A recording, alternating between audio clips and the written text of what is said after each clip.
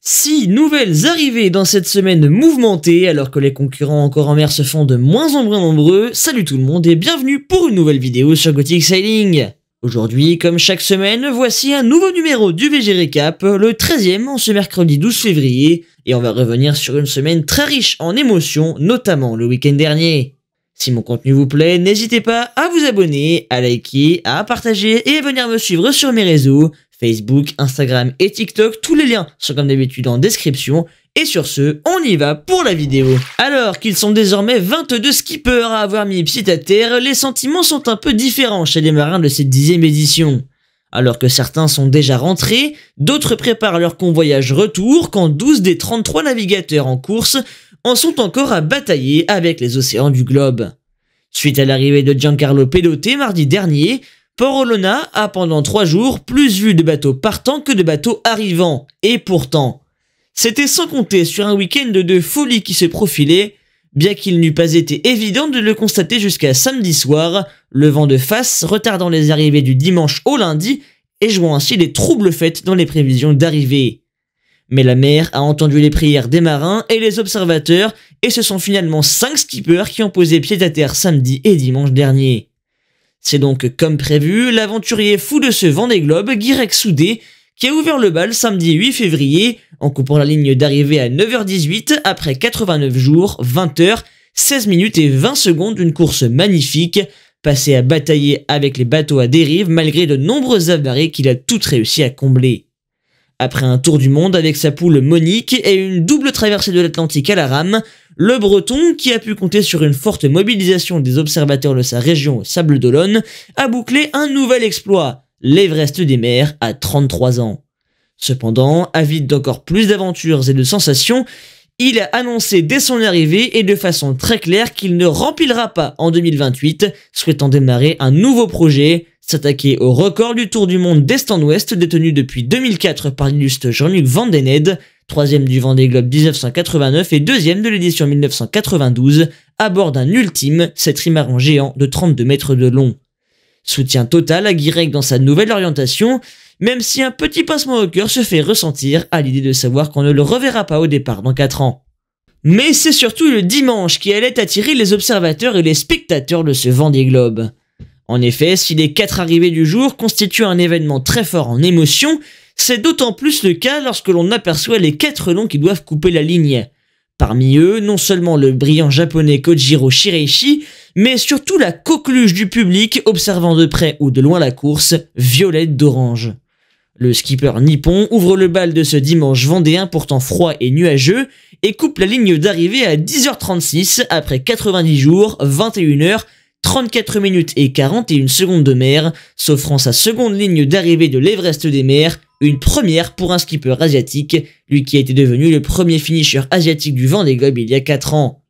Après un tour du monde difficile, Kojiro peut être fier d'arriver à terre, il a vaincu tous les problèmes, et aussi bien mécaniques que corporels, et sa résilience s'en voit récompensée par cette belle ligne d'arrivée à bord d'un bateau qui disputait son dernier tour du monde sous les couleurs du team DMG Mori.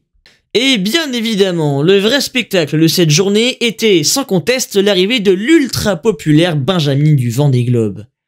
Elle qui cumule désormais plus d'1,1 million d'abonnés sur les réseaux sociaux grâce à sa communication très régulière sur sa course, en termine avec son premier tour du monde à 11h39 dans une vague d'émotions générale qui n'a pu laisser quelqu'un insensible à l'exploit de la talentueuse navigatrice de 23 ans. Elle n'était pas née lorsqu'Hélène MacArthur, alors âgée de 24 ans, avait mis un peu plus de 94 jours pour effectuer sa circumnavigation et la boucler à la 2e place en 2000. Violette d'Orange en a mis 4 de moins à tourner autour de la planète, lors d'une course qui aura duré pour elle 90 jours, 22 heures, 37 minutes et 9 secondes.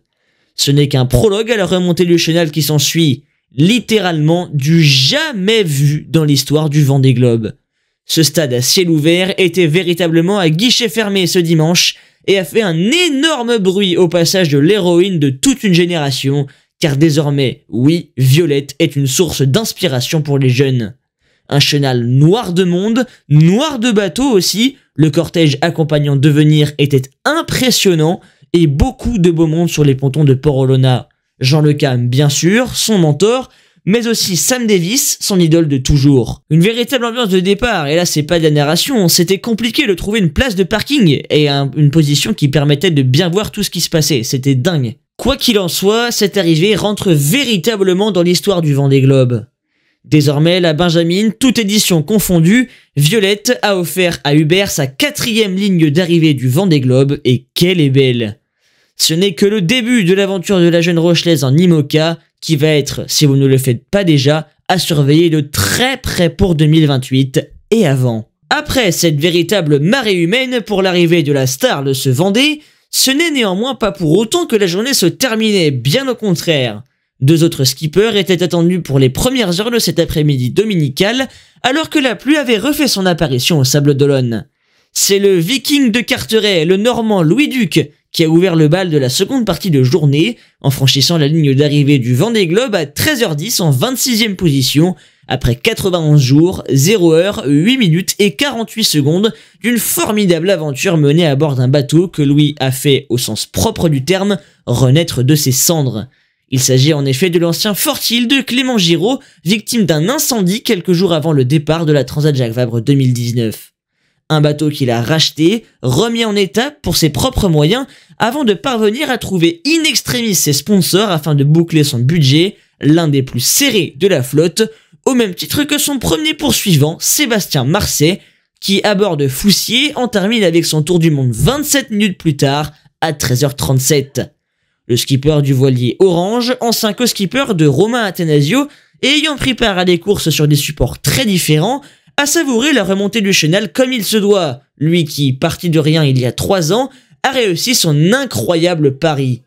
Pleurant de joie sur les pontons de Port-Olona au départ, il est parvenu à faire son tour du monde malgré de nombreux problèmes, notamment d'énergie en fin de course, et peut se féliciter de sa résilience hors du commun, guidée par la passion et la patience. La patience est une vertu et la mer a vu ses efforts, le voilà récompensé tout à fait justement. Bravo Sébastien! Concernant les prochaines ETA, alors qu'il ne reste désormais plus que 6 skippers en course, Antoine Cornic est attendu sur la ligne ce vendredi alors qu'Oliver Heer devrait arriver dimanche en Vendée. Enfin, les arrivées des 3 derniers sont quant à elles prévues dans 2 semaines environ, entre le 26 et le 28 février, afin de refermer cette 10e édition du Vendée Globe. Du côté des derniers, justement, si Manuel Cousin, Fabrice Amedeo et Donny Van Weinberg naviguent désormais dans l'Atlantique Nord et ont passé l'équateur, la fatigue commence à se faire fortement ressentir au sein du trio de queue. Alors que le Sablé s'assume épuisé, notamment depuis le passage du Cap Horn, Fabrice a quant à lui fait part notamment d'une certaine frustration de voir tous les skippers arriver au Sables d'Olonne, alors que lui et ses compères cravachent encore au niveau du poteau noir, même s'il affirme ne regretter aucun de ses choix, ni de bateau, ni d'appendice notamment. Courage messieurs, l'arrivée se rapproche inexorablement. Nouvelle par ailleurs assez incroyable, aujourd'hui il n'a fallu que quelques jours à Violette d'Orange après l'arrivée du Vendée Globe pour reprendre du galon au sein de la classe IMOCA. Après avoir bouclé son premier Vendée Globe, la skipper de devenir a officialisé sa signature chez Initiative Cœur pour la saison 2025, intégrant ainsi le projet au profit de mécénat chirurgie cardiaque et devenant par la même occasion la co-skipper de Sam Davis, son modèle depuis toute jeune, à la barre du foiler rouge de génération 2022, ayant terminé 13e de cette 10e édition. De quoi envisager une passation de pouvoir entre les deux complices, en vue potentiellement du Vendée Globe 2028, affaire à suivre. Et pour finir, comme d'habitude, le point classement, et au pointage de 11h ce mercredi, c'est désormais Antoine Cornic qui mène la flotte, alors qu'il ne devrait plus tarder à aborder le golfe de Gascogne, qu'il atteindra normalement dans moins d'une journée.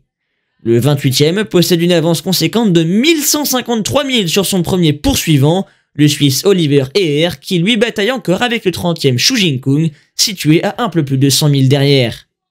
1500 000 derrière les 29e et 30e, c'est Manuel Cousin qui mène le trio de queue en 31e position, devant Fabrice Amedeo et la lanterne rouge Donny Van Weinberg. Voilà, cette vidéo est déjà terminée, j'espère qu'elle vous a plu, en tout cas moi ça m'a énormément plu d'être avec vous.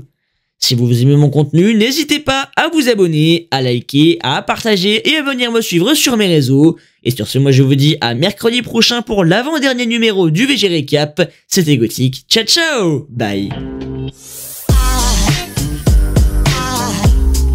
Aside from my soul.